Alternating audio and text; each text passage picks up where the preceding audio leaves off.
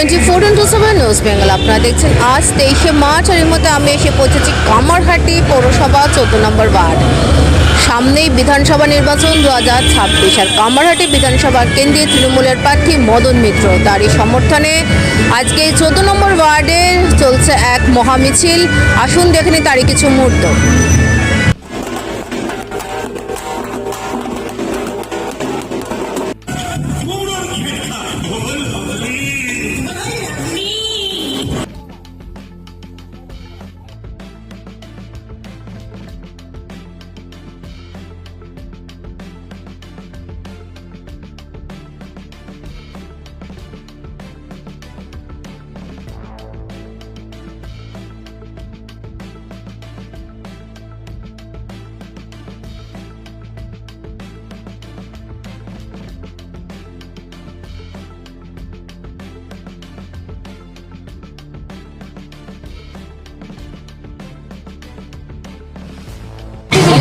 যা এলাকাবাসী চাইবে তাই করব। মানুষের জীবনে আনন্দ খুশির জন্যে মমতা বন্দ্যোপাধ্যায় সবাইকে খুশি রেখেছেন, ভালো রেখেছেন। মানুষ যাতে মমতা বন্দ্যোপাধ্যায়ের যে প্রকল্পগুলো রয়েছে তাতে আরও বেশি করে সামিল হতে পারে, অন্তর্ভুক্ত হতে পারে, তার জন্য চেষ্টা করব।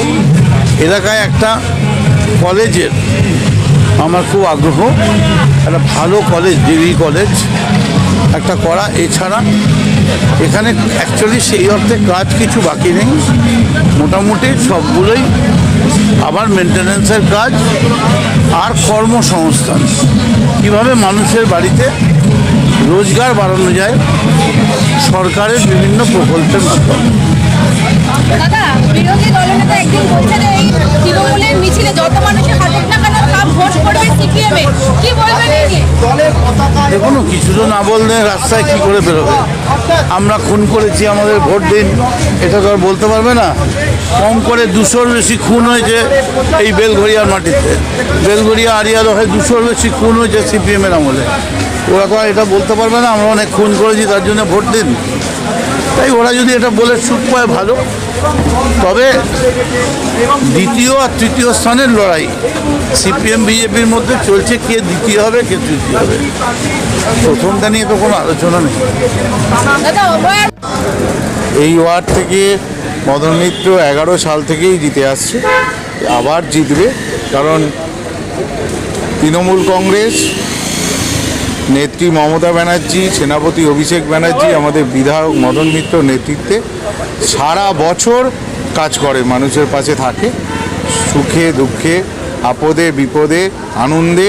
সারা বছর মানুষরা, আমরা তৃণমূল যা কর্মীরা আছে 14 নম্বর ওয়ার্ডে কামারহাটি, সবাই মানুষের পাশে থাকার চেষ্টা করে। এই জন্য মানুষও তাদের পাশে থাকবে এ আমরা আশা রাখি। তাই আমাদের আশা মমতা ব্যানার্জি চতুর্থবারের জন্য মুখ্যমন্ত্রী হবে, আমাদের বিধায়ক আবার জিতবেন। আর সেই জেতায় 14 নম্বর ওয়ার্ডের মানুষরাও অংশগ্রহণ করে 14 নম্বর ওয়ার্ডকে বিপুলভাবে জয়যুক্ত করবেন। নির্বাচিত করো।